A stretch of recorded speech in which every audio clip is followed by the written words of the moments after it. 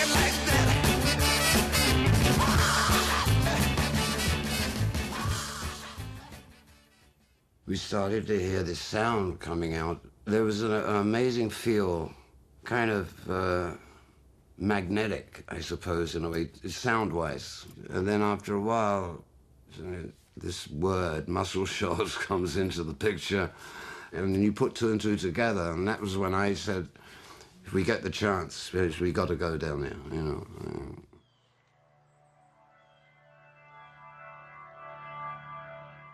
People now still ask me, what is it about Muscle Shoals? It's just a little village on the Alabama border. Why does that music come out of there? It's an enigma. How did so much music take place in such an undescript little town? There was just something about that place. Something that still to this day nobody can explain. At different points in time on this planet, there are certain places where there is a field of energy. At this certain point in time, for this number of years, there was Muscle Shoals. It's a unique thing. Rooms and record making like that, it doesn't happen very often. There's usually somebody like Rick Hall, who's like a total maniac, you know, with the drive and the foresight to do it, you know. And he's a tough guy, you know.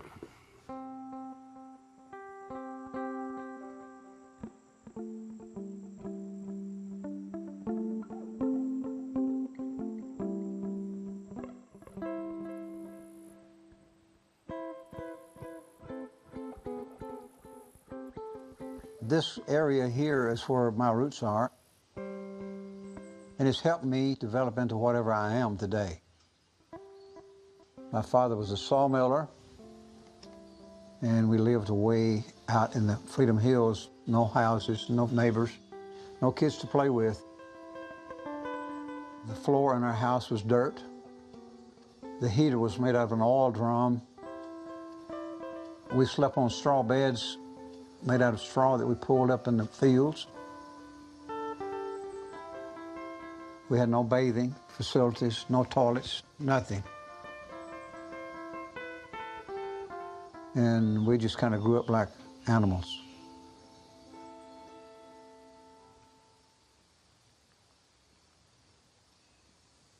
That made me a little bitter, somewhat driven. I wanted to be special. I wanted to be somebody.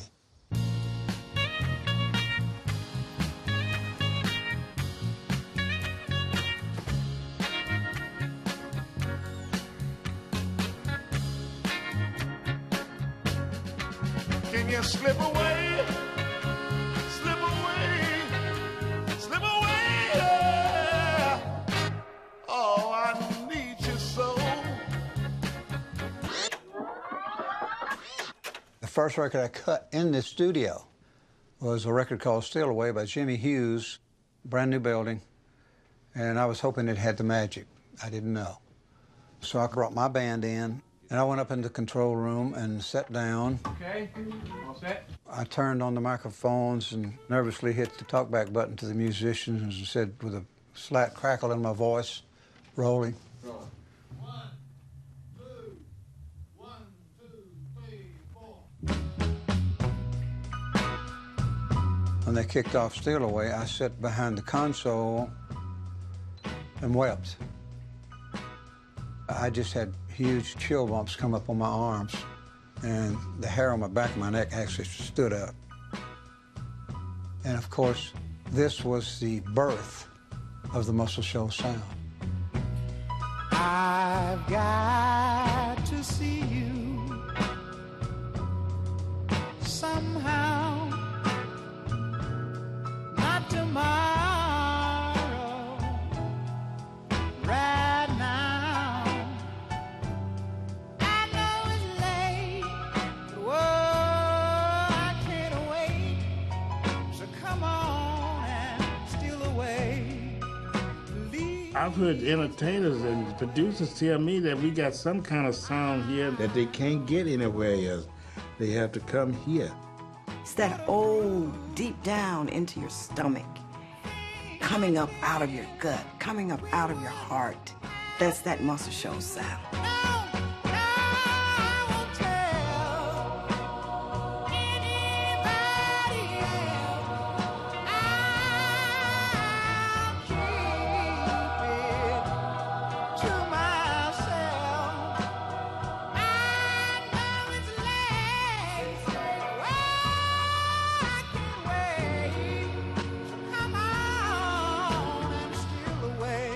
That sound made it through to even Ireland and Britain, and we felt the blood in that. We felt the sort of pulse of it, and we wanted some, you know?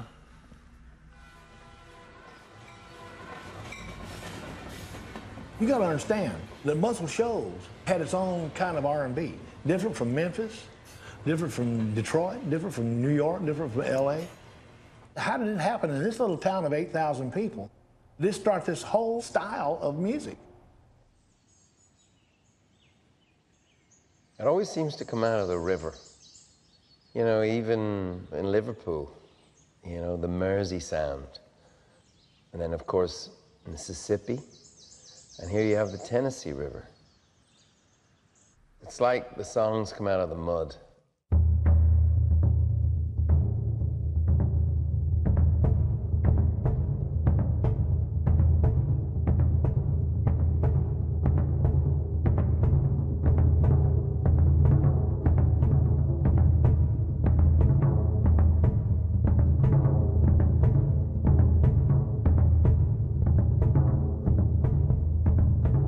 You're at a place called Ishite. It means it's a special place, a holy place. It's a place of music, and it's a place of people. I've been working on it for 32 years. There's over 8 million pounds of stones here. It's a memorial to my great-great-grandmother. She was an American Indian, and her people were Iuchi. My grandmother's people called this river that we call the Tennessee today, they called it Nunase, the river that sings. They believed a young woman lived in the river, sang songs to him, and protected him.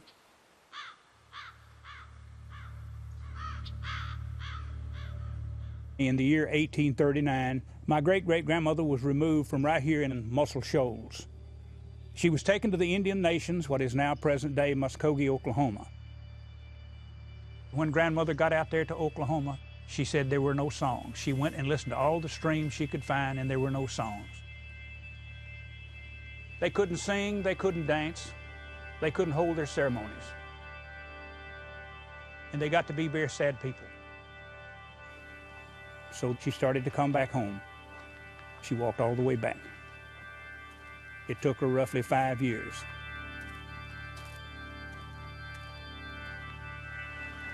She had to come back to this river, the river that sings. The great dams have softened the woman in the river's songs. But if you go to very quiet places and listen, you can still hear her songs. I know. I hear her songs nearly every day.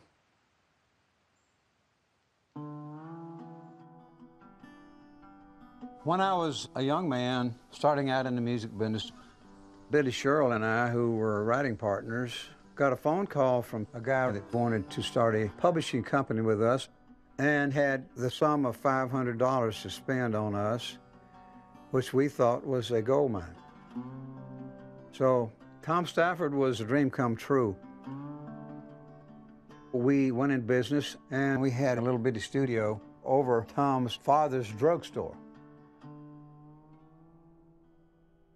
We got a few cuts, made a few bucks, and one day I was called into a meeting with Billy and Tom, and they advised me that they were not happy with the way things were going and thought that I was a little too much of a workaholic. And said that they wanted to have fun while they were having hit records, and that I was just too adamant and too strong-willed and too pushy, so they decided to let me go. So I obviously went home, began to lick my wounds, and was very bitter.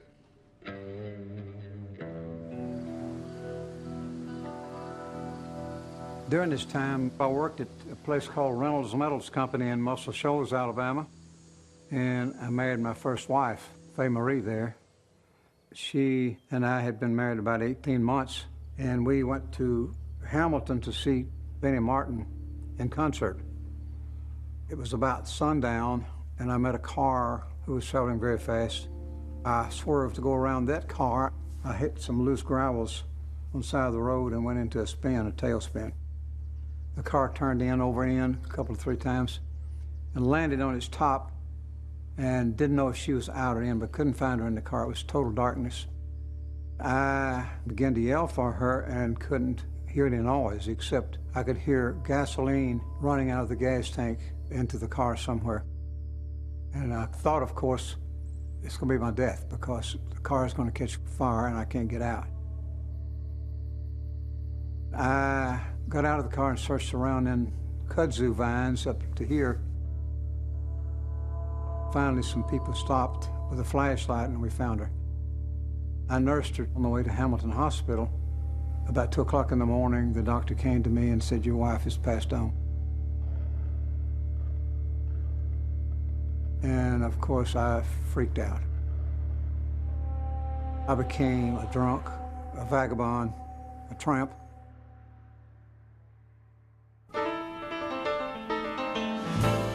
That changed my whole life.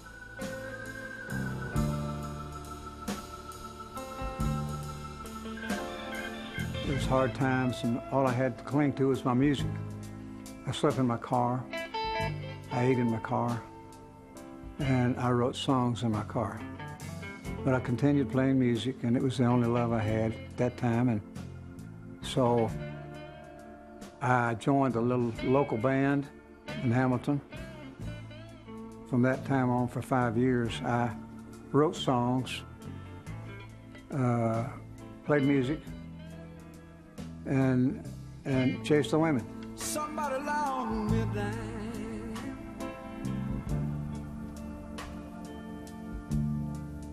I need to call my old time. Used to be.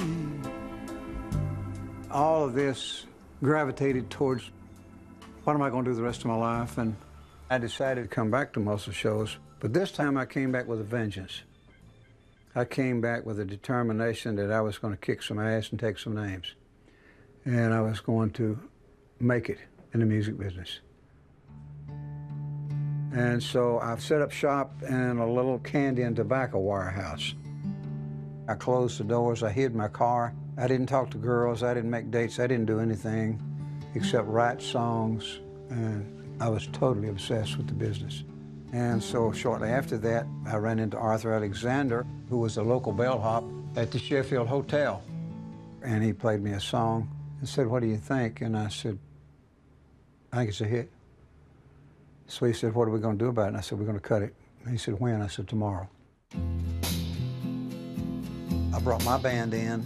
Norbert Putnam, David Briggs, Jerry Carrigan, Peanut Montgomery, and Terry Thompson were the first rhythm section to be in the studio and to cut a hit record. Now, you got to realize Rick Hall is this older man. We're all 18, 19 years old. And Rick's, what, 28, 29? He had the vision for the recording.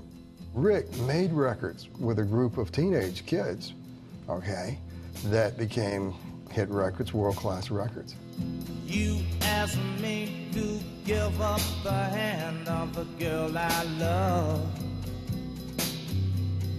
You tell me I'm not the man she's worthy of. The very first record, You Better Move On by Arthur Alexander, that I produced, or had anything to do with, was a hit.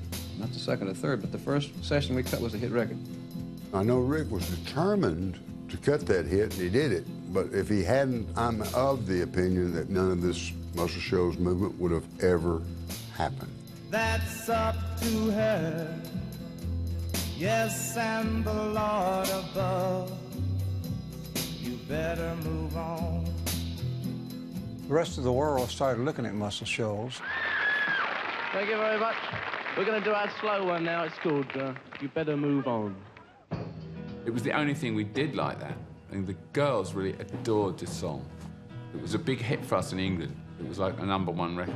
You asked me to give up the hand of the girl I love. I think the Beatles beat us to Arthur Alexander by like a couple of weeks. You know, they cut Anna, and I think we cut Better Move On maybe a month later. It was a love of Arthur Alexander, yeah. You asked me to give up the only love I've ever had. At that time, we had no idea where this was recorded. But it's interesting to know, one of the first things that we cut was a Muscle Shoals production.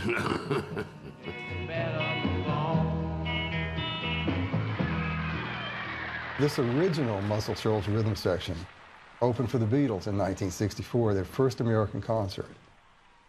And of course, a year later, in '65, we all go to Nashville. These guys went on to become great pickers and producers and learn from experience here at Fame.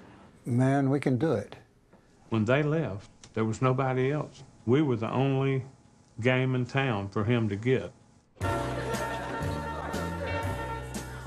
They took the ball that we started rolling, and they rolled it and made it bigger. Individually, I never really thought we were great players, but together we were great players.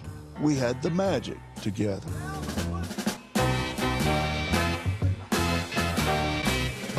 We liked playing funky.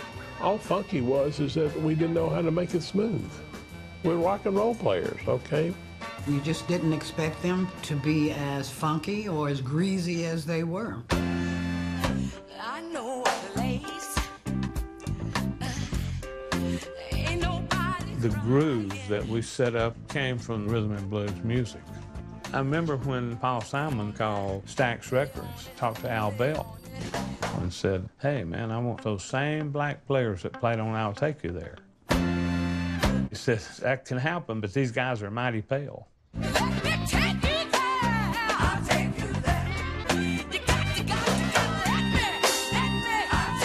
lot of people could not believe that my whole band was white guys that played behind me.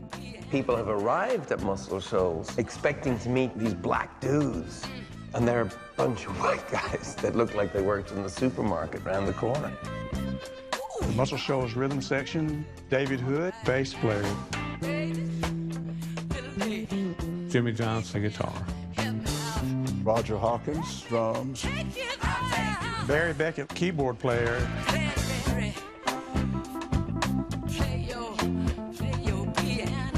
Later on became known as the Swampers.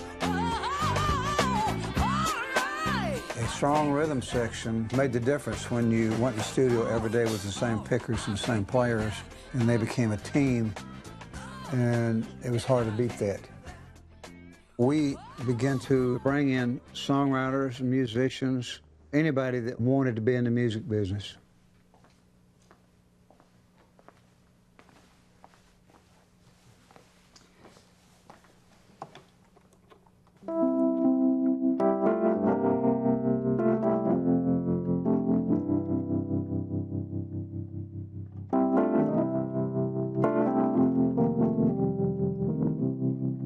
I guess during high school, I started going over to Fame Studio. That was like a melting pot for songwriters, musicians. I was, as a teenager, really impressed with all that. I came up here and I'm just a kid, really. And all of these people here were kids too. I mean, nobody knew anything.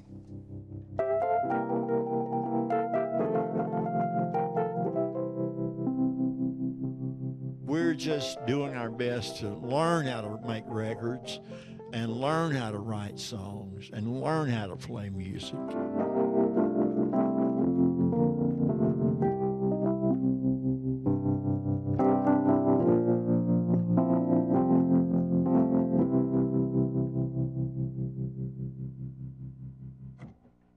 Most of these guys around here, including myself, are country people.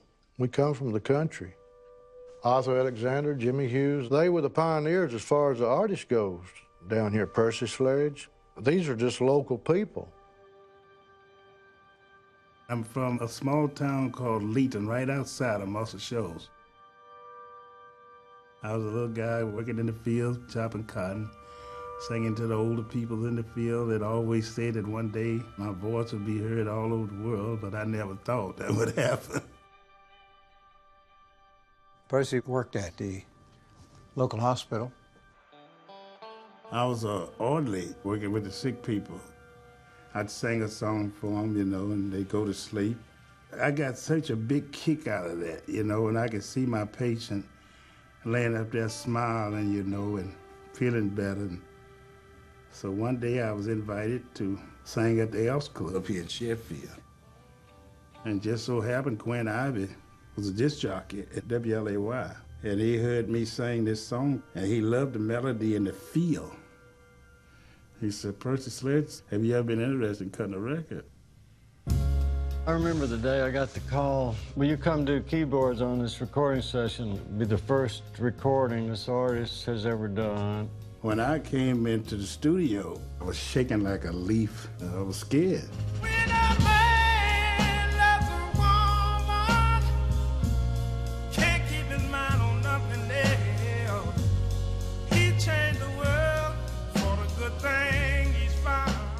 Every time that he sang the song, he had different levels for different parts of the song. And everything had to be in your wrist, bringing the level up and down. All I had was a voice. I didn't know anything about no singing, you know. Somehow, I got one down, and Percy was on time with me with a great vocal.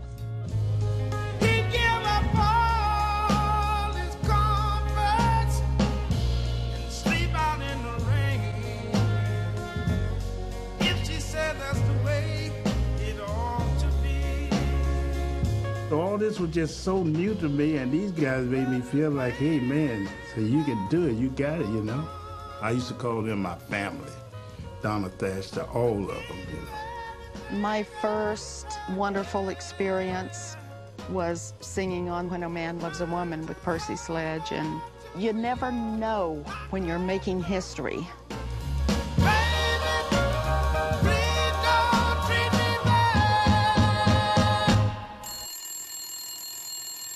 Quinn called me one Sunday afternoon and said, "Do you know of a place we can get a deal?" And I said, "I think so." And I picked up the phone and called Jerry Wexler in New York. Jerry Wexler was probably the biggest record company guru in the world.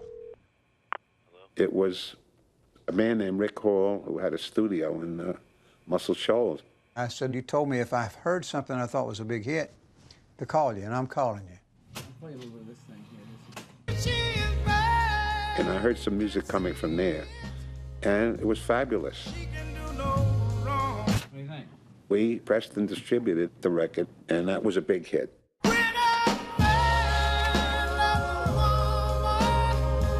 That began a great relationship between Jerry Wexler, Atlantic Records, and Rick Hall. And of course, the record's still one of the most classic records in the business.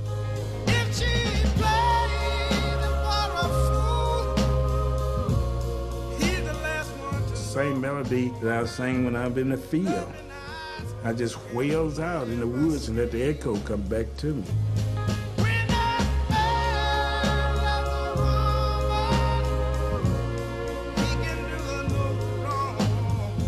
Hi, George C. Wallace.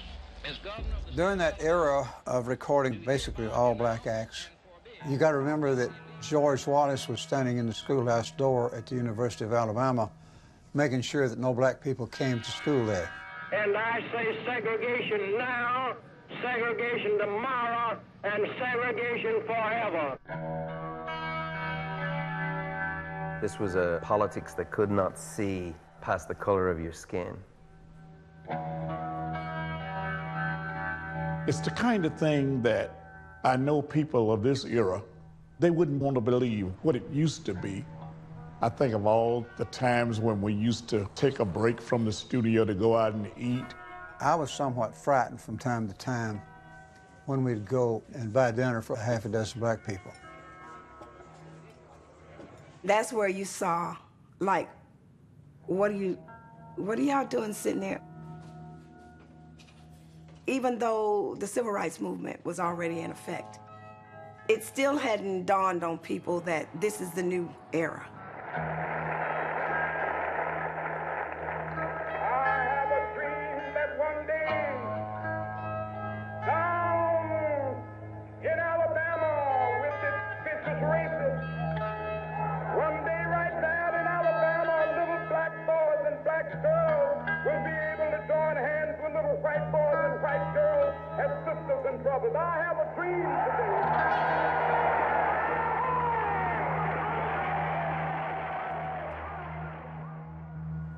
When I was a young boy, it was always, if I met a white boy, I had to say, this is Mr.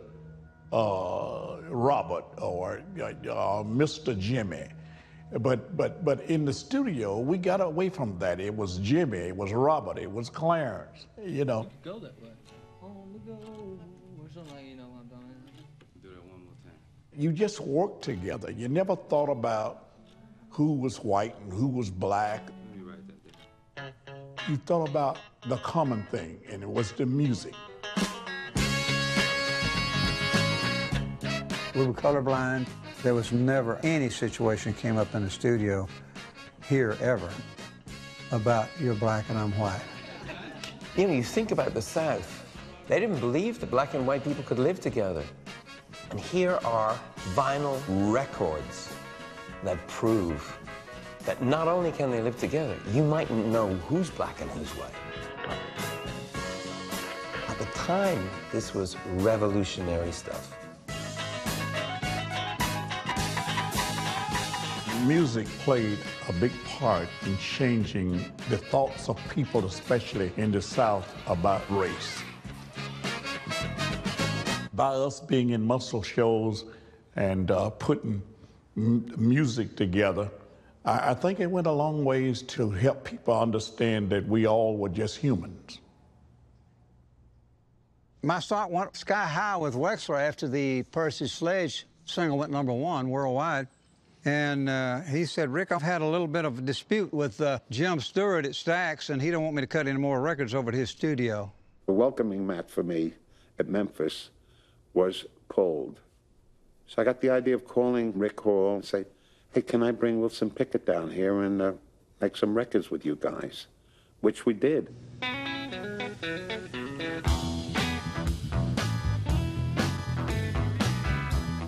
I gets off the plane, Southern Airlines, and here this long, tall, white man, we call him Peckerwoods.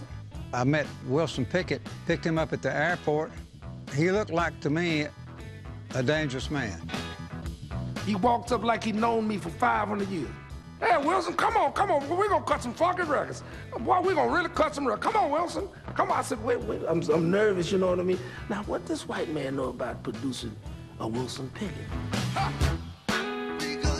And on the way to the studio, I'd look at him and he'd look at me, and I could see it in his eyes. He was thinking, what am I doing with this cracker down here in Alabama? We went through the cotton patch, people still picking cotton. I said, is that what I think it is?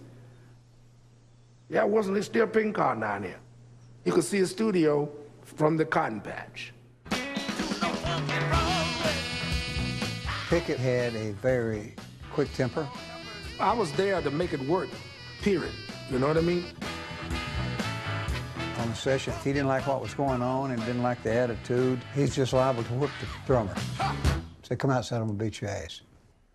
I was nervous. I was sitting behind the drums, and I was getting things to get like drummers do and checking things. Our band was super nervous the first time we worked for Jerry Wexler. We had this feeling that if we couldn't play what he asked us to play, we'd probably be fired on the spot. I was apprehensive and very leery because it was entirely different from what we had been doing in New York, which was recording with written arrangements, arrangers, and studio players who read the charts. We would get in the studio and we would add a little bit of this and a little bit of that, and then we'd go to lunch, come back, and we didn't like that, take it away, then do, you know, all that kind of stuff. We would sit there and we'd make that record together.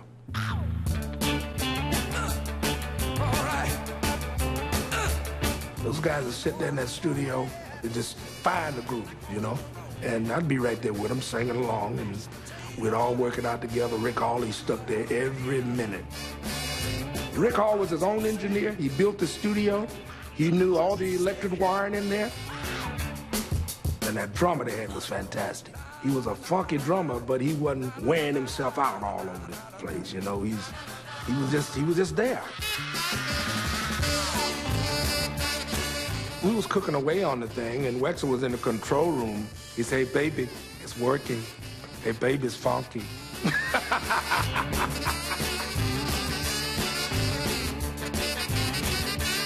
Rick Hall had a rhythm section of exceptional players. You know I feel all right. This was very inspirational to me. Jerry came out at the end of the first day. We had just cut Land of 1,000 Dances. And he walks out in front of Roger, and Roger's ears had never heard anything like this. He said, Roger. I said, yes, sir. He said, Roger, you're a great drummer.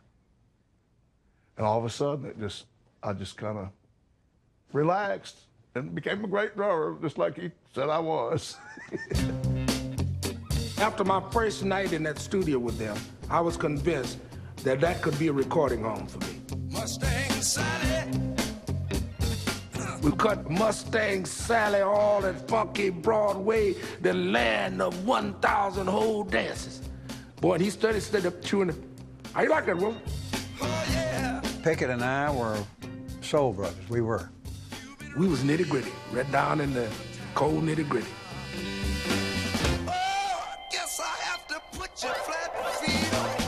Everything was just roses with me, with Jerry Wexler. Jerry took a liking to us from the very beginning.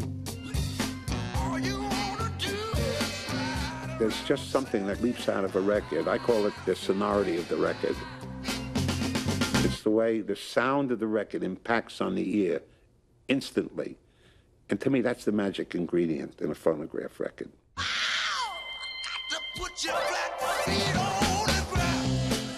The Rolling Stones had it, the Beatles had it, and they had it. And so from then on, Muscle Shoals became the place that I preferred to go and loved to go.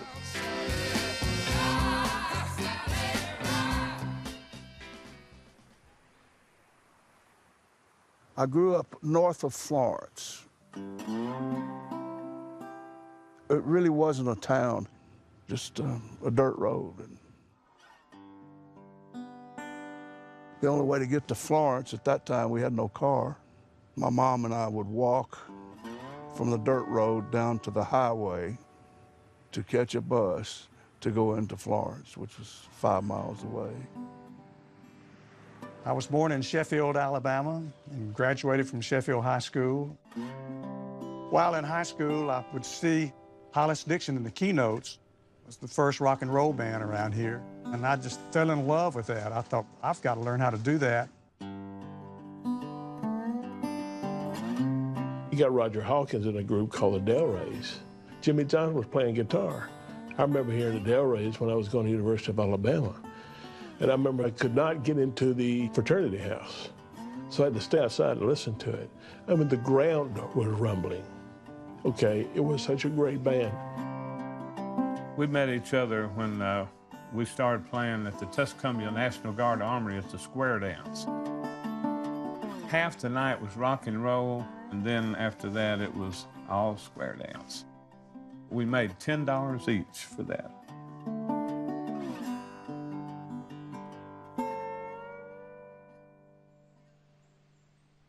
After Wilson Pickett, I became Jerry's right-hand man. And so he said, I'm thinking about signing a new act. Her name is Aretha Franklin. She's on CBS Records, and it's not happening. They can't sell records on her. I'm only one step ahead of heartbreak. I'd heard her real smooth records on Columbia. You couldn't really get your teeth into them.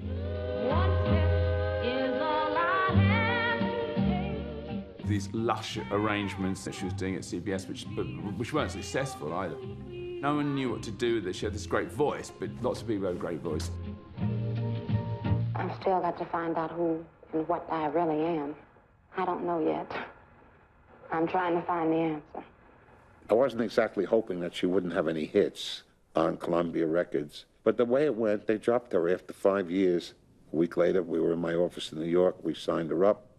He said, you know, I've got this great little studio down in Muscle Shoals, and these cats are really greasy. You're gonna love it. She walks in, right over there. And she's got this aura around her, pretty thick. I mean, the girl was special. I remember watching the guys, being good Southern boys, they'd carry on with anything except looking or dealing with her. So she walked right over to the piano. She sat there a moment, and then she just hit this unknown chord, I would say.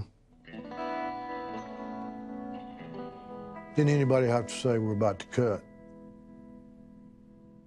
We did what we called head sessions at that time, and there was no real music written for it. The musicians would just listen to what it was I was doing, and then they would decide what they were going to do around that. I think we heard a little demo of this song, Never Loved a Man the Way I Love You. To me, it sounded pretty much like junk. I'm thinking, that's a song they're going to cut? There was discussions, Jerry Wexler and Rick. There was a little confusion and there was a little turmoil. Everybody was a little uptight. We can't find a groove, a beat, a place to start. They were just had all these gears working, but finally it just came to a and suddenly it was really quiet. They had a song, they had an artist, but nobody knew what to do. Not even all these geniuses. But out of that quietness came Spooner with, and I said, hey, Spooner's got it. That's it. Aretha jumped right on it. You're no good, heartbreaker. You're a liar and you're a cheat. It was cut within 15 to 20 minutes. You didn't have to ask, what do you think? Everybody knew it was a hit. I think everything came together for Aretha in Muscle Shoals. They got Aretha to record a much more funky kind of style in Muscle Shoals. It was really the essence of her.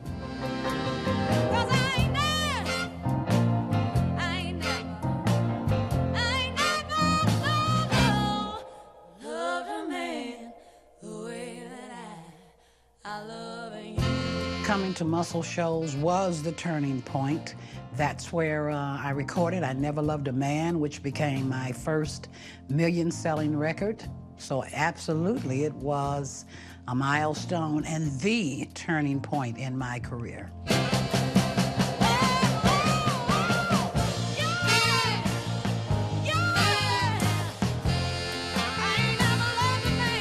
cut I Never Loved a Man, which people to this day still regard as being maybe her most soulful and really funkiest record. That's one of those songs, the ones that give you the chills, the ones that give you the goosebumps, the ones that you like, I wish I sang a record like that. We had a whole week planned to cut tracks a whole week. But at the end of the session, we found out that there was a problem. There was a ruckus. One of the horn players and Aretha's then husband, Ted White, got into it. This new horn player started saying things like, "Aretha, baby." And it was just enough that Ted White got offended. They'd been drinking from the same jug, and now this camaraderie and great palship turned into some kind of alcoholic hostility. Ted comes into the control room with Wexler and I and says, I want the trumpet player fired. I looked at Wexler and said, what do you think? He said, go fire him. So I went and fired him. That later caused a big argument and caused the session to end. I got a hold of the bottle of vodka and I took three drinks of it. And I said, Wex, I'm going to go over to the hotel and get with Ted and them and we'll work this thing out. He said, no, I don't want you to go. And I said, yeah, well, I'm not going to start any trouble. I said, I'll go over and work it out. We'll become buddies and I'll work everything out. He said, no, Rick, don't go. Please don't go. So anyhow, I'd had a couple more drinks and I went over there.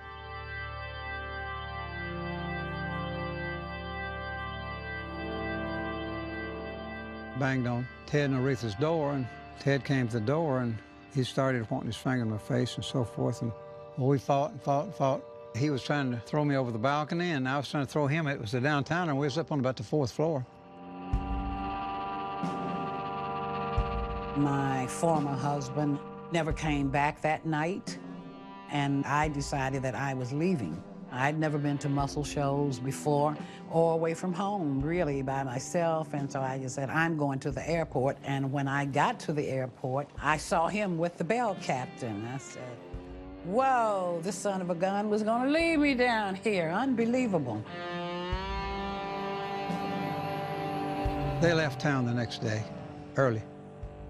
So Wexler came and said to me, I will never set foot in this studio as long as I live again. I will bury you. And I said, you can't bury me. He said, why can't I? I said, because you're too old. I'll be around after you're gone.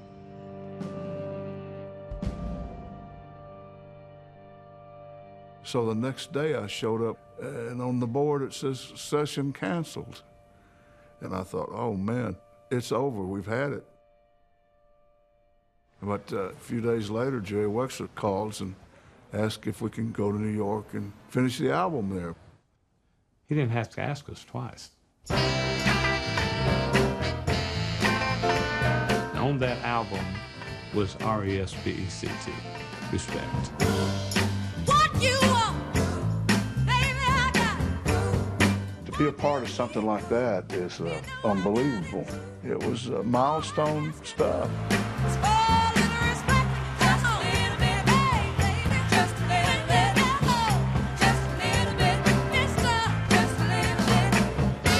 Swampers went on and recorded with Aretha on many hit records. Sweet, Sweet Baby, Natural Woman, Think, The House That Jack Built, Call Me, Do Right Woman, Do Right Man, Chain of Fools, and so many, many others. Of course, it worked out incredibly. And it's been one of the anomalies, I think, of the era that Aretha's greatest work came with a studio full of Caucasian musicians. How do you figure it? This is the Queen of Soul, acknowledged. Here we have Roger Hawkins and David Hood, Jimmy Johnson, Barry Beckett, Spooner Oldham, coming out with probably the deepest and most intense R&B of the era. R-E-S-P-E-C-T, find out what it means to me. R-E-S-P-E-C-T, take out T-C-B. Sock it to me, sock it to me, sock it to me, little respect. Sock it to me, sock it to me, sock it to me. Go, hey, little bit, little respect, just a little bit. I get tired, just a little bit. Keep on trying, just a little bit. You're running out of faith. So after my dispute with Wexler, He took Aretha away, and on my part, I felt like I'd really screwed up. So I went to Chicago and I spoke to Leonard Chess because he said, I wonder what I got to do to get you to do some sides for Chess Records. I said, who do you want me to do? He said, I'd like you to do Etta James.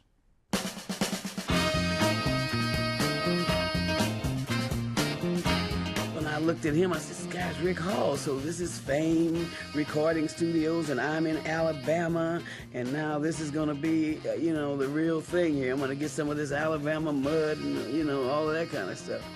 Etta James is probably one of my favorite chicks of all time.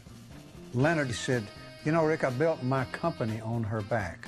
When you think she's singing as good as she can sing, if you'll kick her ass and wind her up, said she can rattle the shingles on this studio. You thought you hadn't found a good girl, one to love you and give you the world. Rick Hall was actually the first white man that I had seen that had that kind of soul, that was an engineer and was soulful, you know. We recorded a Clarence Carter song. With Clarence, it was Tell Daddy, but with Etta, it was Tell Mama. She didn't want to do the song because I think she had a problem with somebody suggesting to her that she was going to take care of some man. I would be so hard-headed and, you know, just don't tell me nothing, you know. She had a temper like a lion. I said, if you'll do it for an hour, if it's not happening, we'll garbage it. We'll throw it in the garbage.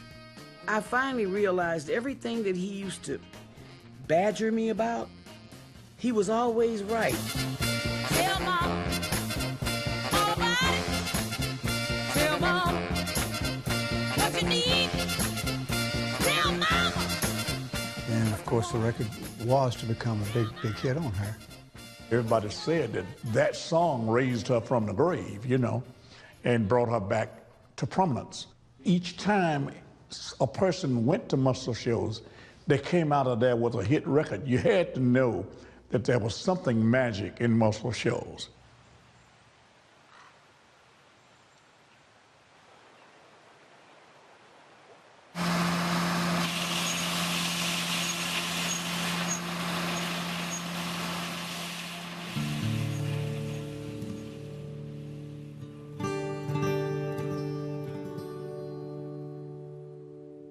The spirit of Muscle Shoals permeates not only the city itself physically,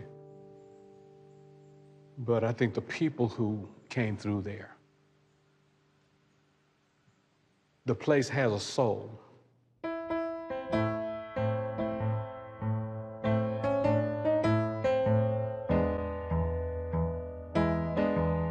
W.C. Handy was from the Muscle Shoals area, and everyone that knows about the blues is familiar with W.C. Handy.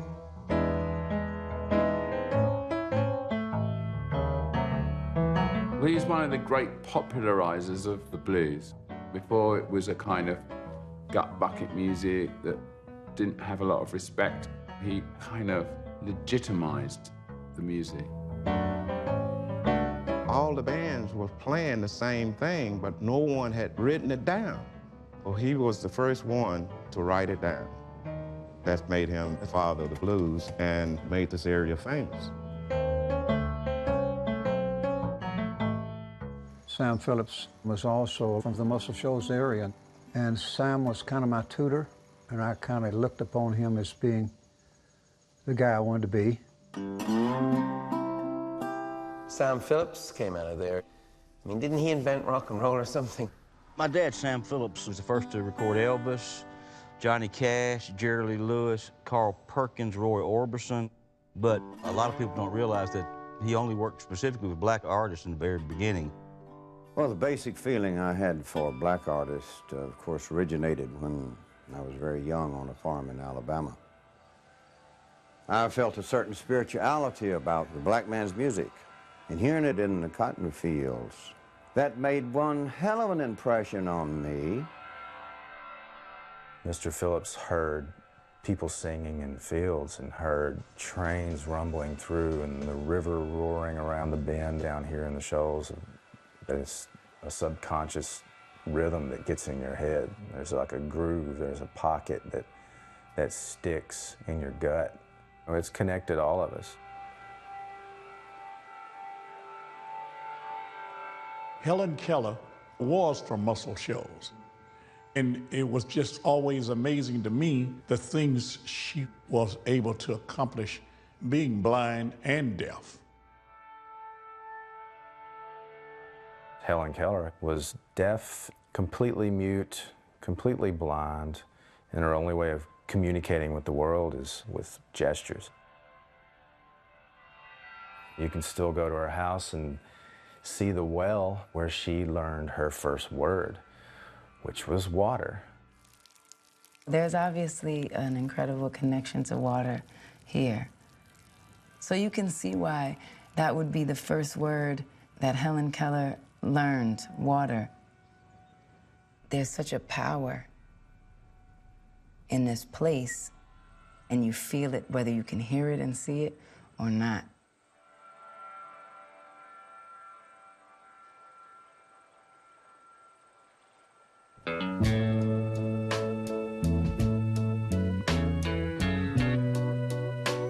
I'm a great believer that landscape is always very important in music, and somehow music can reflect landscapes.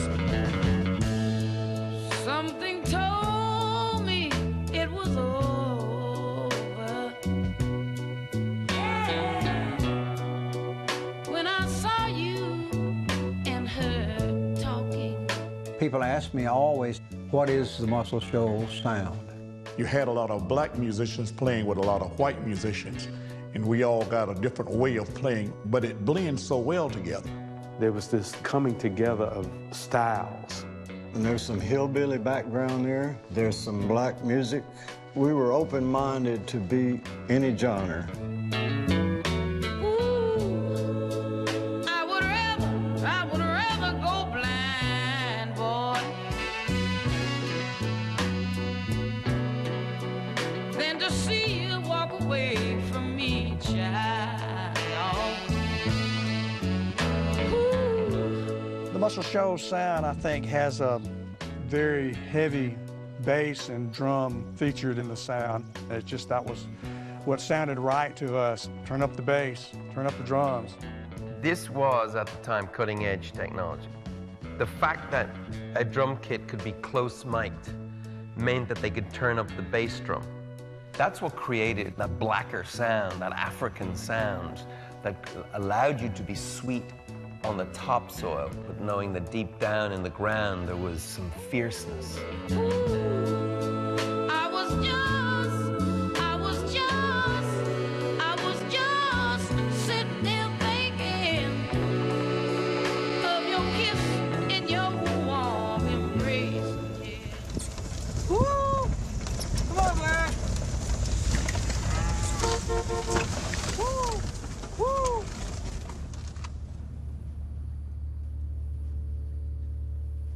When I was a young boy, my mother was washing clothes out in the yard with a wash pot, and the pot had boiling hot water in it. My brother, who was 3 years old, was playing in the backyard with my first cousin, and they were pulling on a stick. My brother ran backwards and fell into the pot of scalding water. So my mother took him in her arms and went screaming across the field, hunting my father. He came running, and they took him to the doctor in Red Bay, Alabama. And they took his clothes off, and all of his skin came off inside of his clothes.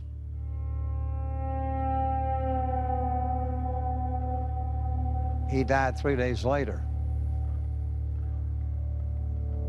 That was the start of the decline between my father's and my mother's relationship. He kind of blamed her for the accident, and she probably blamed him for not being at home. She left us and said I'll never live with you again, and forget about me. She moved in with Aunt S, who ran a red light district. So my father asked people what she was doing up here. And they said, well, Herman, you know what the other girls are doing? And he said, yes, I do. And they said, Dolly's doing the same thing. It was earth-shattering for me.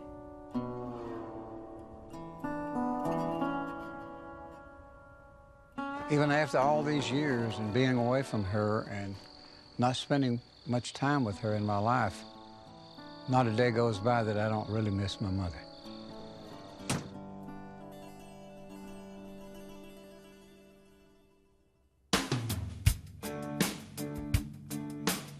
More acoustic guitar.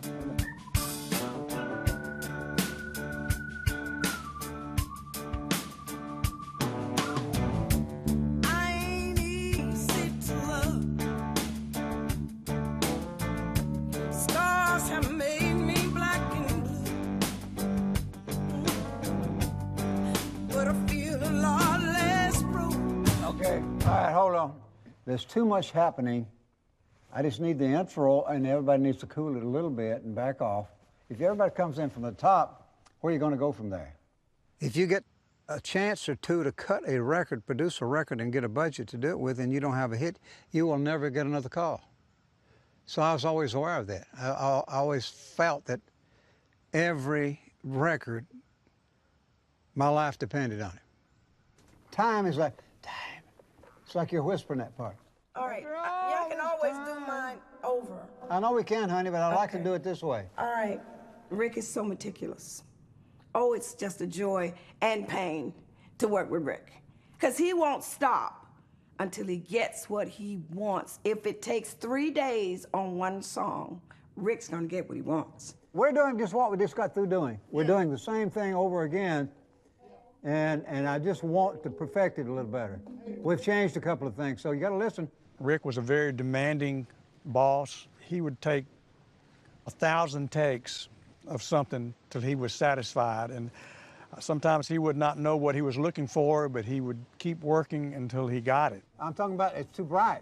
Oh, okay, I thought you wanted the bright. Well, I did want it bright until I heard it. Now, Okay. when you hear it with a track, it's a whole different thing. I mean, you gotta listen to it in perspective.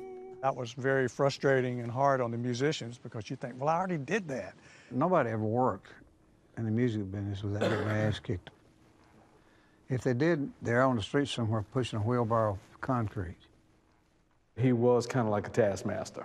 And I don't fault him for that because he is an imperfect perfectionist. That's what made him great, though. Oh, please forgive me, darling. I ain't easy to love.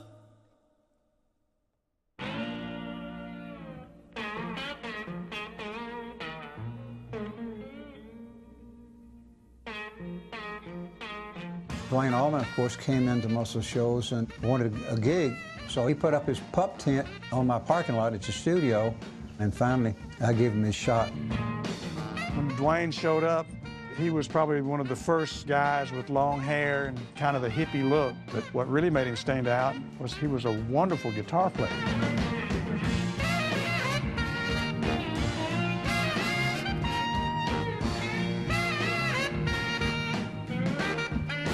I had never heard a slide guitar played like Dwayne Allman could play it.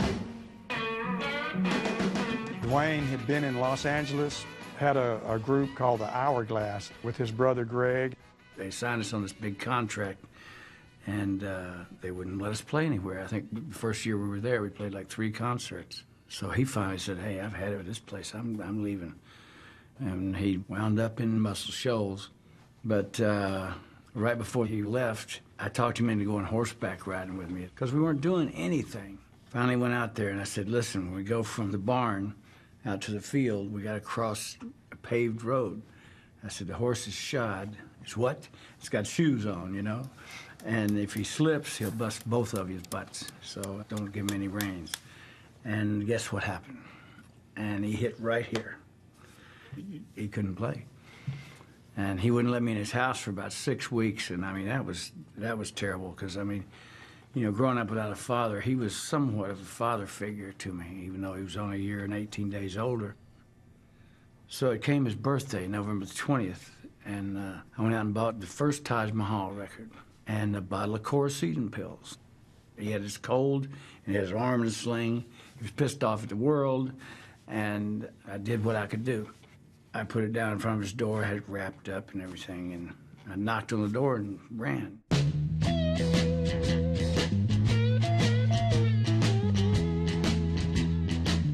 I guess about 2.5 hours later, my phone rings, and it's him. He says, "Get over here, Babe Ruth, quick." And Babe Ruth, he called me that, baby brother, endearing handle he had for me. He said, "Man, check this out." He'd been listening to Jesse Ed Davis play from Taj Mahal, and he was playing slide.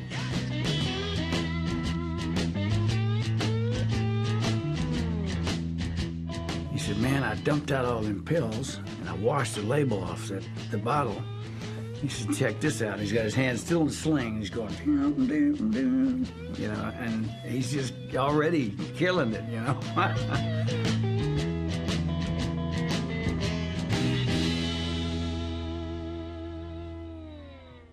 I've still got that bottle, by the way, somehow. When Dwayne came here, he was on the Wilson Pickett session that we did. There was always a slight problem when we would go out, all of us white boys with a black artist, that we'd get looks, okay? But there was nothing as bad as going out with a long-haired hippie with us white boys. They couldn't stand that, right? And so both of them stayed back. So they went on lunch break, and my brother went up to Wilson, and he said, "Man, why don't you cut Hey Jude, you know, a Beatles song?" At that point, I was mostly trying to create an original career Wilson Pickett, right? My songs. Pickett and I, in unison, both said, "Look, are you crazy? We're going to cover the Beatles?" And of course, Dwayne said, "Exactly." While we were gone, Dwayne changed our whole session. Just remember to let out your skin. When you get to the vamp, it goes into just an unbelievable groove.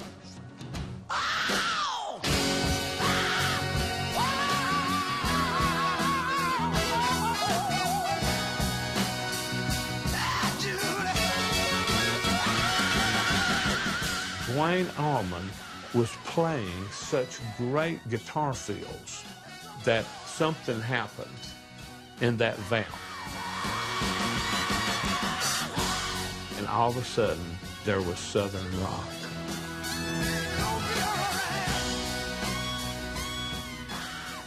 That was the beginnings of the Allman Brother Band. J-Mo met my brother first. The two of them got together. When I met Dwayne, he had a cabin he lived in down on the river in Muscle Shoals. And it was like, it was a nice place down there. In his spare time, he would do a lot of fishing. Muscle Shoals seemed to be the place for him to be at that time. He would do sessions, and I would sit over there and practice. When he would get through the session, he'd roll his amplifier over there, and the two of us would play. And then when Barry Oakley came down, boy, the three of us, I had never played music like that. But that was pretty much the base of what turned out to be the Allman Brothers Band.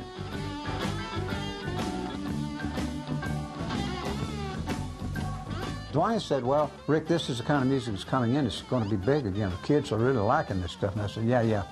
Don't breathe on me, Dwayne. Back off.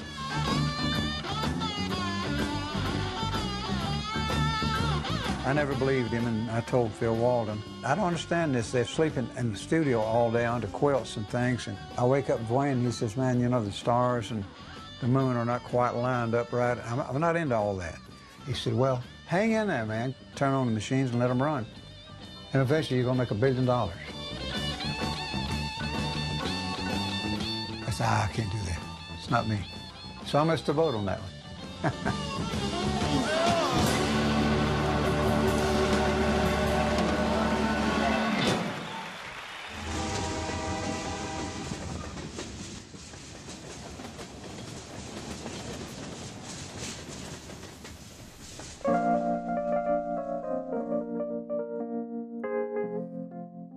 Time, old time.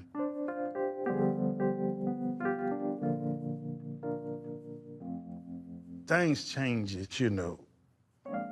I'll never forget when Jimi Hendrix played behind me on Broadway. He was playing the band with King Curtis, and I told King, I think I'm gonna steal that guitar player you got. He said, Percy Sledge, that guy there's gonna be so big in the next year or two, say I can't keep him and you won't be able to keep him either. When Jimmy came out with his style of music, well, our style of music kind of slacked back.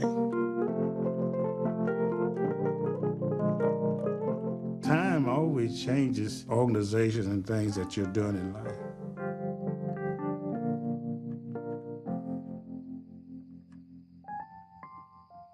Things happened in our world that changed everything. We decided to become entrepreneurs and become studio owners. So we had to tell Rick, who was our mentor and friend and who had gave us our chance. We elected Roger to go break the news to him. I had gone to LA to try to make a new deal with Capitol Records. We made a great deal and things were really exciting, and I came back and had a meeting with the Swampers. We're supposed to come up and sign the contract and be exclusive to Rick. Rick's office is upstairs, and we're just kind of looking at each other like, oh my God, we gotta go up those stairs. Gotta do it. Up the stairs we go, knock on the door, everybody's quiet. I began to tell them of this great new deal we'd made with Capitol. I'm looking at them like, come on guys, help me, and they're just like. One of the guys stopped me and said, we've already made a deal with Jerry Wexler and he is going to build us a studio across town. We'll be leaving here, going with him. And when Roger dropped that bomb in that office, we were expecting a huge explosion. I felt like the whole bottom of my life had fell out. It's like we have thrown shit on his dreams. Do you remember what he said?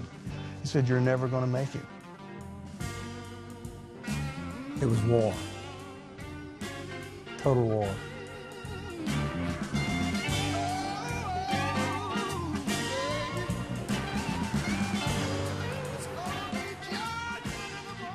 When we bought the studio, we were very nervous about whether or not we would have any hits, and you have to have hits to keep recording. Jerry came to record at our place, and he brought Sherry in, and that was our first client. Nothing happened. It wasn't any good. 6 months went by, 7 months, almost 8 months. I think we would have killed for the hit record. We always wanted to own a studio, and it was like, what the hell have we done? And then all of a sudden, the English rock and roll guys started wanting to come to Muscle Shoals. When we went to record in Muscle Shoals, it was a really lightning visit. You know, we just went in there, set up, and, you know, played our stuff for a couple of days. The sound was in my head before I even got there. And then, of course, when that actually lives up to it and beyond, you know, then, you know, you're in rock and roll heaven, man. You got to move. You got to move. You got to move, child. You got to move. Oh, when the Lord get ready, you got to move. The first tune we did was a blues tune, You Got to Move.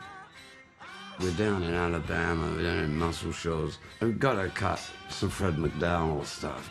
If ever I'm going to do it, it's got to be here, you know. And probably soaking up the little Indian maiden, too, you know.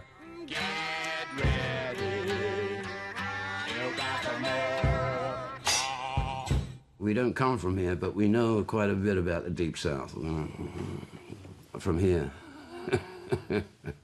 Their producer did not show. And it wound up, I became the engineer. And I was thinking, oh man, can you believe this, you know? Because like when they're coming out, you'll stop. Yeah, but that's there. It doesn't come until the solo. No, I know. But I must point something out here, that nobody was drinking and nobody was drugging. Well, you got the move. I think we were drinking quite a lot. I'm sure there were lots of drinking and smoking marijuana and so on. Well, you know, I mean, it depends on the scale of what, you know, but... That was recording in those days.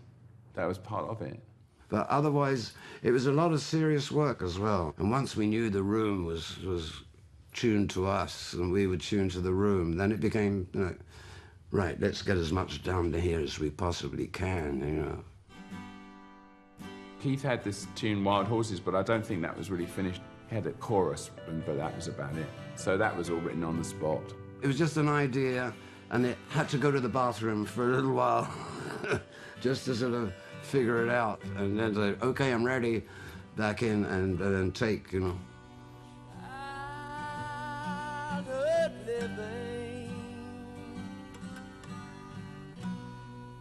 It's easy to do. The things you wanted. Muscle Shoals studio was in this rather interesting place. Being there does inspire you to do it slightly differently. Wild Horses is a sort of country song. And I remember we used Jim Dickinson. He played tack piano. A sin and a lie. I have my freedom, but I don't have much time. Wild horses couldn't drag me away. Wild, wild horses, we are riding someday.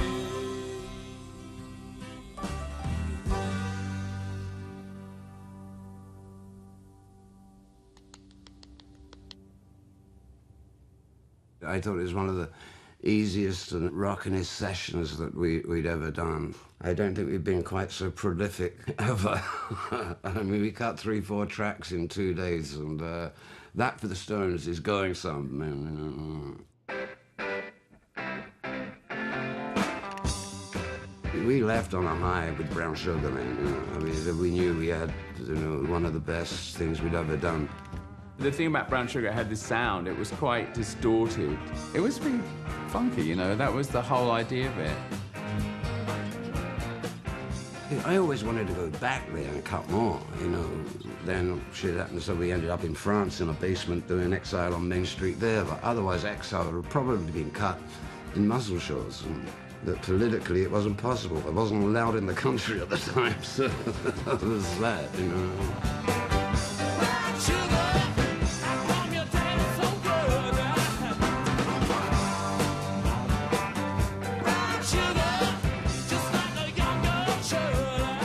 Those sessions were as vital to me as any I'd ever done. I mean, obvious other stuff, the Beggar's Banquet and other stuff we did. Gimme Shoulder, the Street Fighting Man, and Jumping Jack Flash, you know, that I've always wondered that if we'd have cut them in Muscle Shoals, if they might not have been a little bit funkier.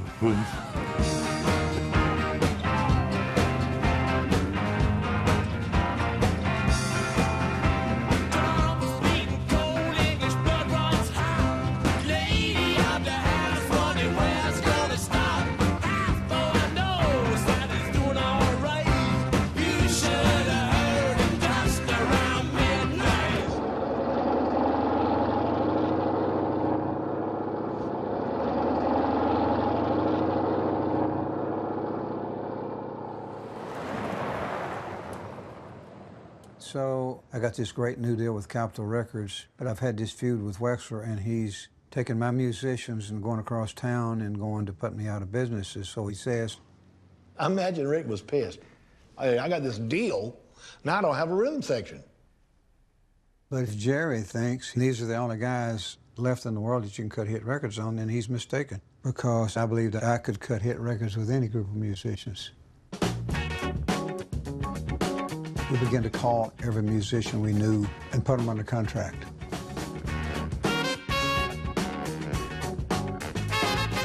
So that's why he calls me, get me up there real quick. And he said, you know a bass player? I said, I know a great bass player.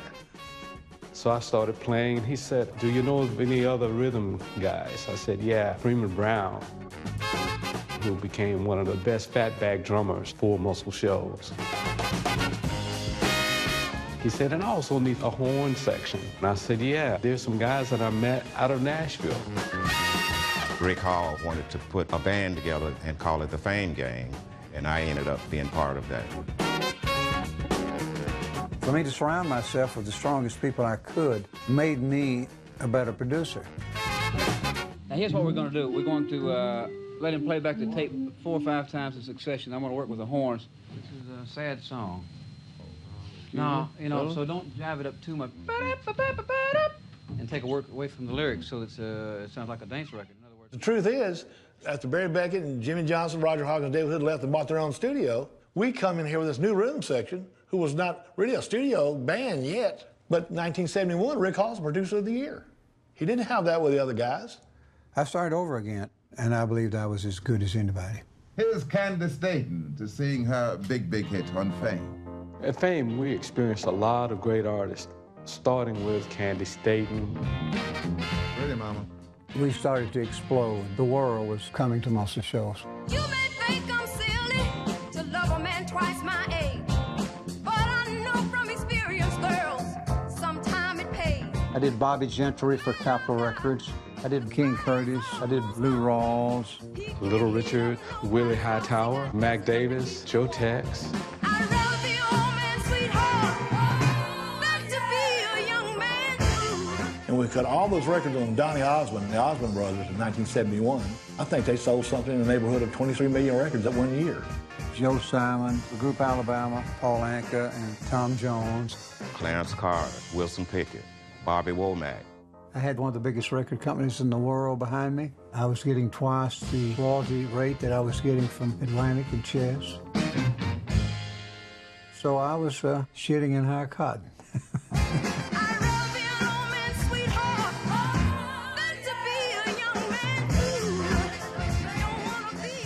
We were forming a production company in about 69 or 70. And our friend Alan Walden found this band in Jacksonville called Leonard Skinner. I was a sucker to want to cut that band immediately. So we signed them. When I first joined Leonard Skinner, Ronnie had always talked about the guys in Muscle Shoals. Apparently, they had gone up there and recorded an entire album with Jimmy Johnson producing. They had no money. And I remember they would come up here and they'd check in a truck stop where they'd get in fights with the truckers because they're long hair. And basically all they had to eat was peanut butter sandwiches the whole time. But I love this band. I didn't know if it'd be a hit, but I'll tell you one thing, if you listen to those songs, some of the best rock and roll songs I've ever heard, especially one. At the time, we were cutting Freebird. We took a little lunch break. We walk in, the engineer had started playing the tape. Billy Powell, who's the roadie, he was sitting in there playing this concert piano that was so unbelievable that we walked in just in like awe, with our mouth open. And I look at Ronnie and he looks at me and I say, I gotta go and record with that. I don't know about you. And he said, you got it. We put him on the record and then he became a band member within a few months. He was concert pianist and nobody knew it, not anybody.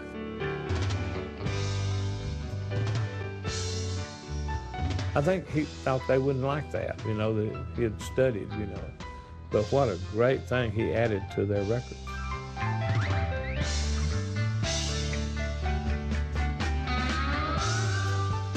But there was something different about this band.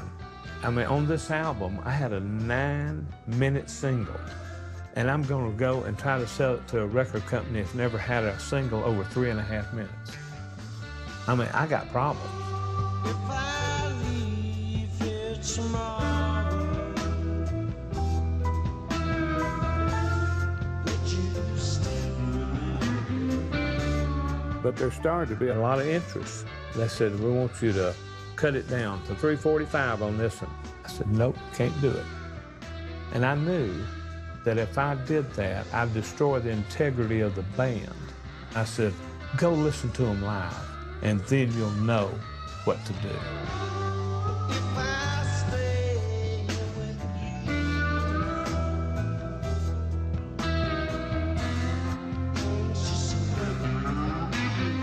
Not one A&R department would go listen to them. So it wound up, I lost the band.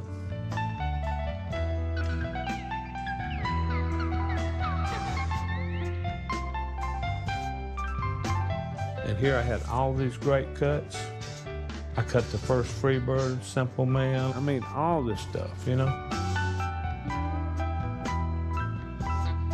And I wasted almost 2 years of my life. And it's very depressing for me. And I'm sure it was for them.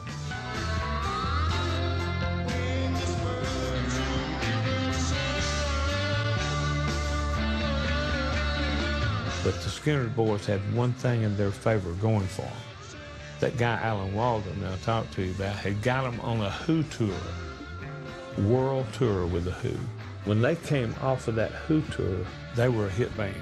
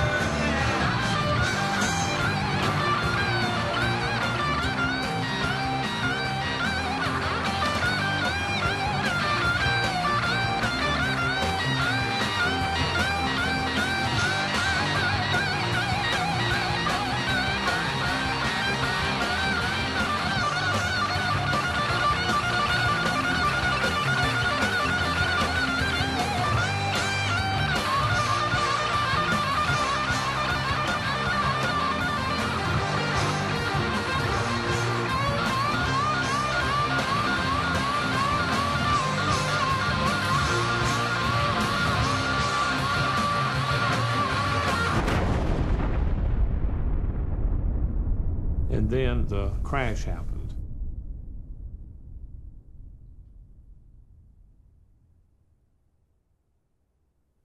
And Gary and Alan got well enough from the crash. They come to me and said, we want 11 songs of your 17 to be the next album. And it was called The First and the Last.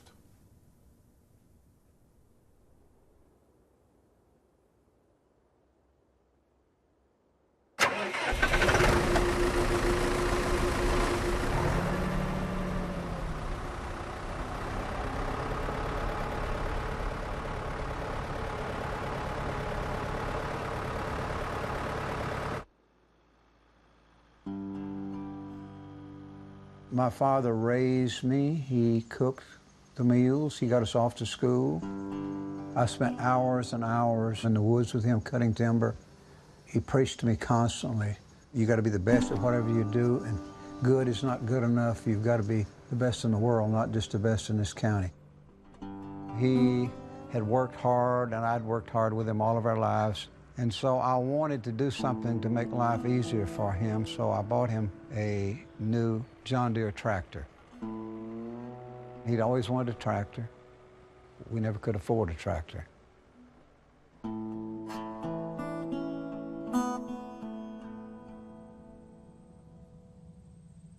During this time, my dad was plying on the little tractor about a quarter of a mile from our house.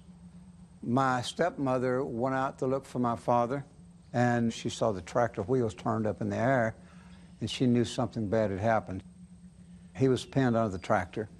He had tried to get away and had pawed in the ground trying to free himself. Of course, after his death, I went into a deep stupor. I mean, it's just overwhelming. I was playing in Texas, and Rick Hall called me and told me he had a song he wanted me to come up there and do. I was born and raised down in Alabama on a farm way back up in the woods. I was so ragged that folks used to call me Patches. Papa used to tease me about it. Of course, deep down inside, he was hurt because he'd done all he could. When Rick played the song to me, I said, we're going the wrong direction. He didn't like the song because he thought it was a downer for his people, the black people. My papa was a great old man. My papa was a great old man. I can see him with the shovel in his hand. Education he never had, but he did wonders when times got bad. And it was my story about me and my father. Old life had kicked him down to the ground. When he tried to get up, life would kick him back down. One day, Papa called me to his dying bed, put his hands on my shoulder, then in tears he said, Patches, I'm depending on you, son, to pull the family through. My son, it's all left up to you. All the things went through my mind of how he killed himself, you know, working for his son, and had lived vicariously through me, thinking I couldn't make it, but maybe my son Rick can make it. Sometimes I felt that I couldn't go on.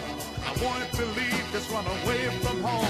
But I would remember what my daddy said, with tears in his eyes on his dying bed. He said, Patches. So I was so taken by the story that I wanted to do a special production on it with strings, and I wanted to go to L.A. and do it, and I did.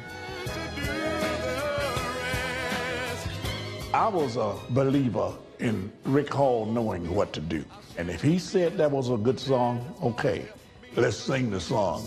Patches, I'm depending on your son, to pull the family through.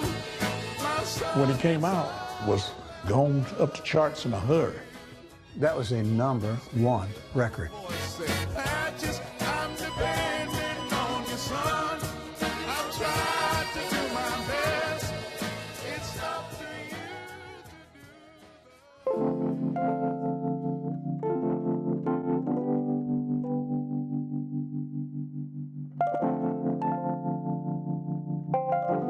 The artists who come here, they come to get away from it all. They can rest, stay away from the telephone, hustle and bustle, and people bugging them regarding autographs or what have you, and nobody knows them here, in other words. People like to go to places that had a kind of magical kind of vibe about them, but they also like to get out of New York, out of LA, or out of London sometimes to do these sessions. I mean, that was really the first of its kind that attracted music people from all over the world. Sure, people go to New York to record. You know, big deal. You know, go to Muscle Shoals where you can actually get lunch at a meat and three and really experience the Southern way of life. I mean, there's nothing like it. When I went to Muscle Shoals to record, for me, it was more like going to my village in Somerton, in Jamaica. I did actually feel I'm at home.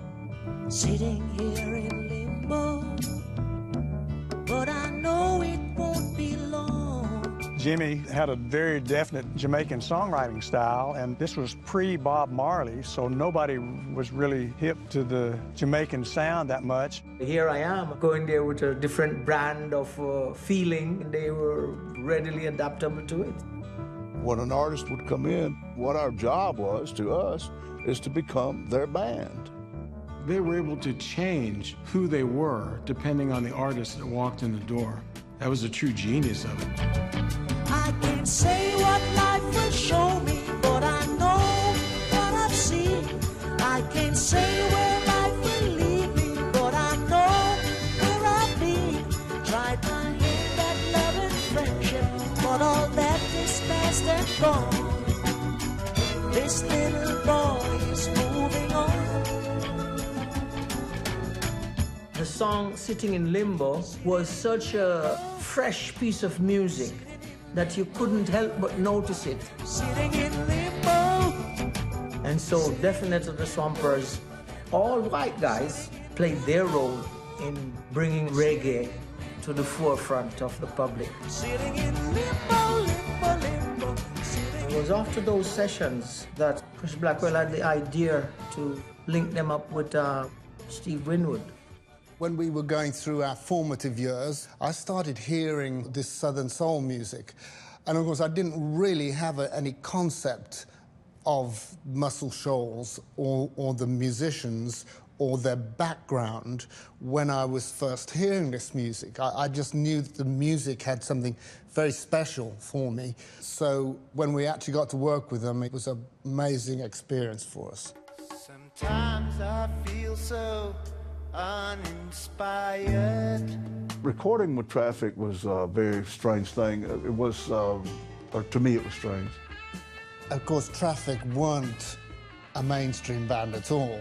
We would try and take elements of rock, jazz, folk music, all sorts of different ethnic music. Our own particular name for it was Headless Horseman music. But don't let it get you down. They didn't go about recording the way that we were used to. At that time, I was trying to be real precise. Traffic was the exact opposite. It sounds terrible, let's play it anyway. It might not ever sound good, but let's play it. It wasn't an immediate, easy marriage. But as time went on, I started, I guess you might say, opening up a little bit. I was forced to learn how to jam again.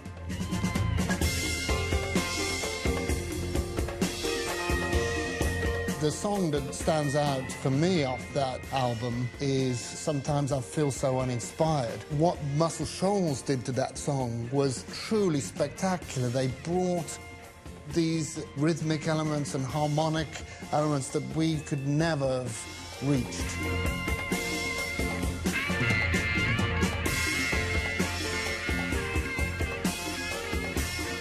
And then Chris Blackwell says, well, we'd like for you guys to go on the road with us. And so we go out and play with Traffic at these big venues and 20,000 people. We were just thrilled that they agreed, but of course, they'd actually never been on the road with anyone. There were times when Jim and I and Chris would get together and sort of worry, say, are we corrupting these guys' minds and that their music possibly came out of some sort of innocence? We suffered a certain amount of guilt for that.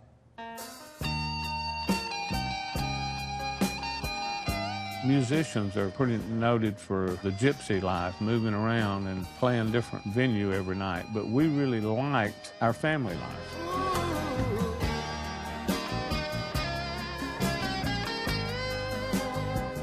When I first started in music, I had visions of New York and Los Angeles and travel different places. And the more I've done that, the more I've realized that this is the best place. It is my home, and I love it here. We had many opportunities to move our operation. We thought people would come to us. Why would we have to go to them when they'll come to us? Sometimes even now, when I'm feeling lonely and beat, I drift back in time and I find my feet down on Main Street.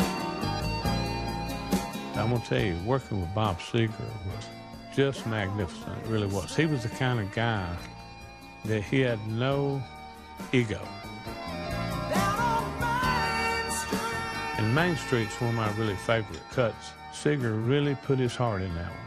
Most of the people in Detroit and the Muscle Shoals people thought they were talking about the main street of their town. We had a 10-year run with him that we were at least doing half the album each time he put out an album.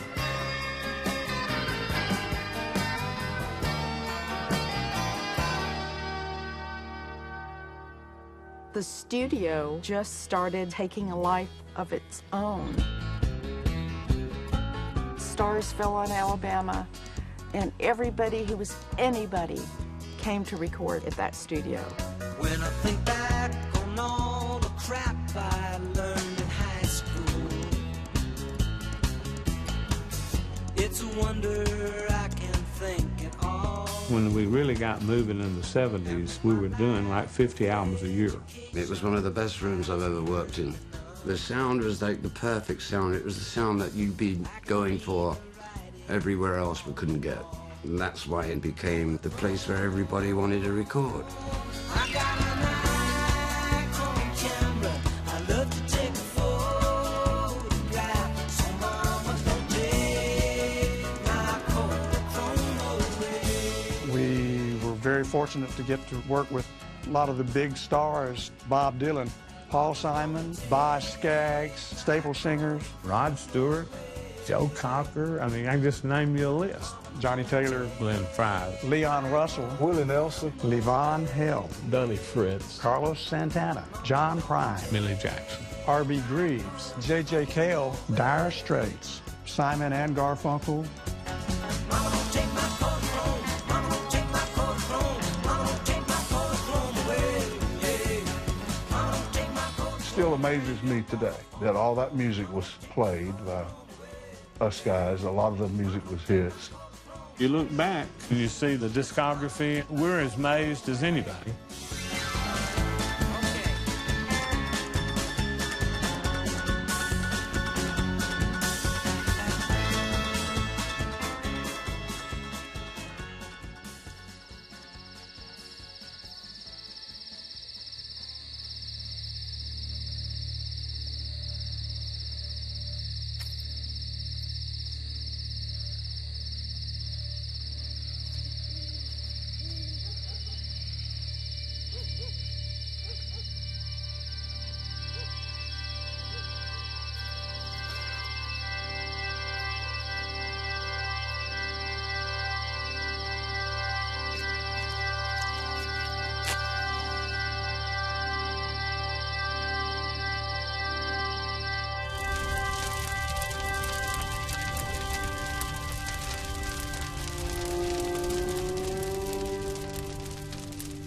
My whole life has been based on a lot of it rejection. And to be honest with you, I think rejection played a big role in my life because I thrived on it. I wanted to prove the world was wrong and I was right. I was rejected by my mother. I was rejected by schoolmates because I was poverty-stricken. As I grew older, I was rejected by Atlantic Records with Jerry Wexler. I don't think I've ever been more angry than I was at Jerry Wexler and the Swampers who left me at that time. It was bitter.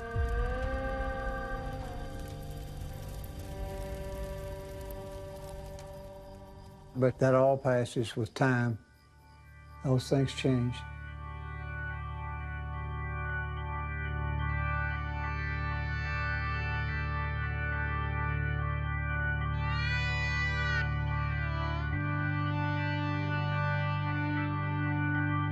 Our respect for Rick Hall is never ending. He was our mentor. He gave all of us an opportunity that we would have never gotten without him. We all got our start working with Rick Hall. Rick is really the founder of the music business in Muscle Shoals. These are guys that I love with all my heart, and we had worked together for years, who wanted, like I did, to become special in the music business.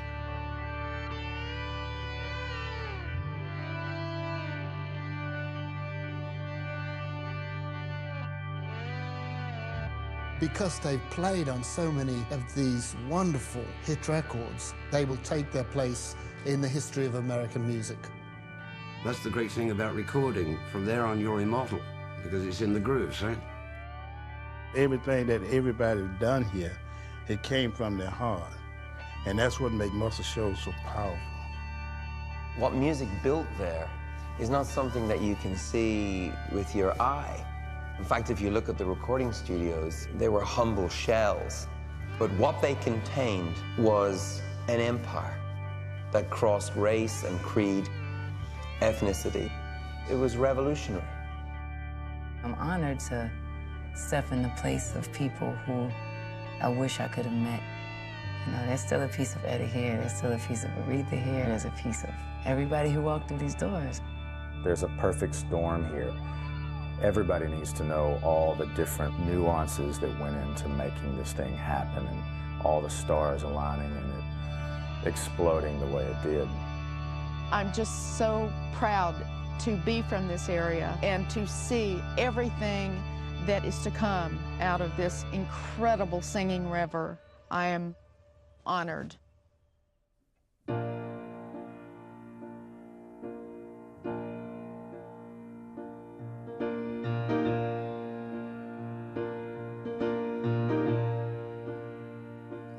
I'm pressing on. Yeah, I'm pressing on.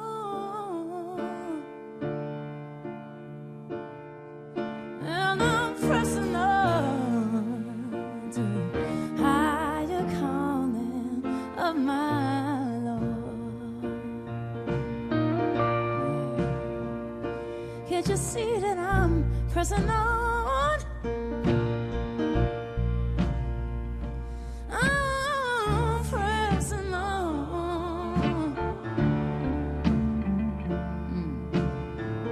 I'm pressing on to the higher calling of my Lord.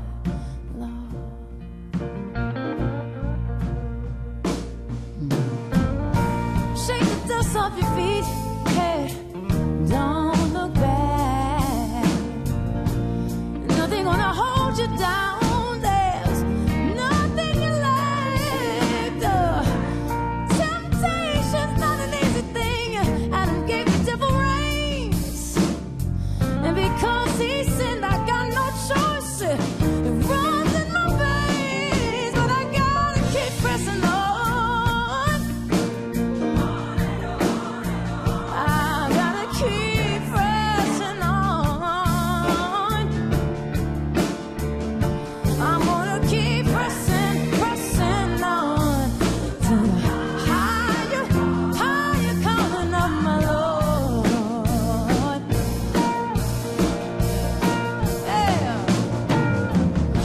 I gotta go higher. I gotta go higher.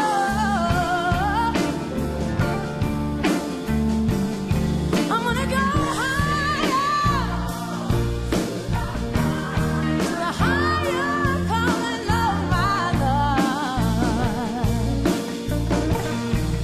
I know somebody feels what I'm saying. Somebody knows what I'm going through. And don't you wanna go higher? I know you wanna keep pressing on, yeah, to the highest calling of the Lord.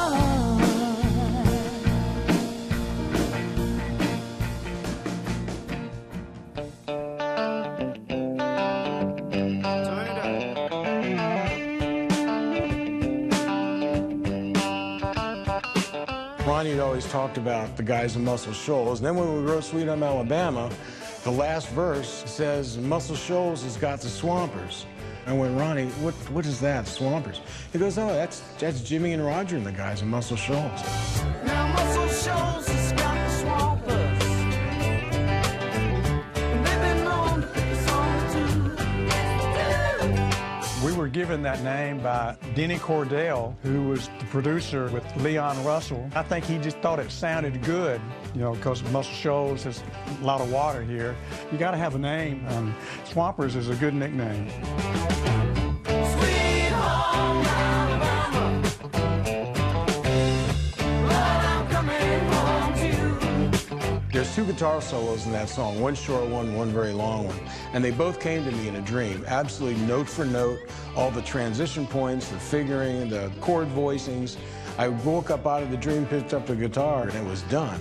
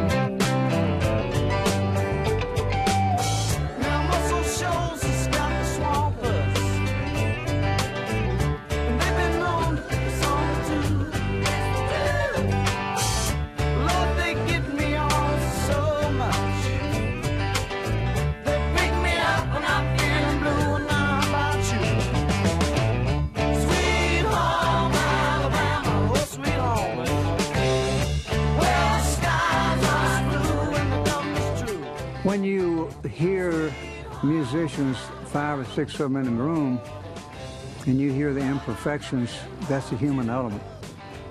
If a guy falls off of the stool who's playing the drums, I really don't give a shit, as long as he don't miss a beat.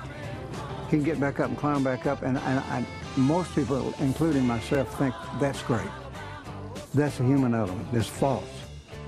So the imperfections gives it the human element, which I believe is what we need today more of.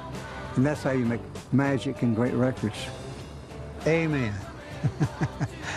That's my sermon for the day, by the way.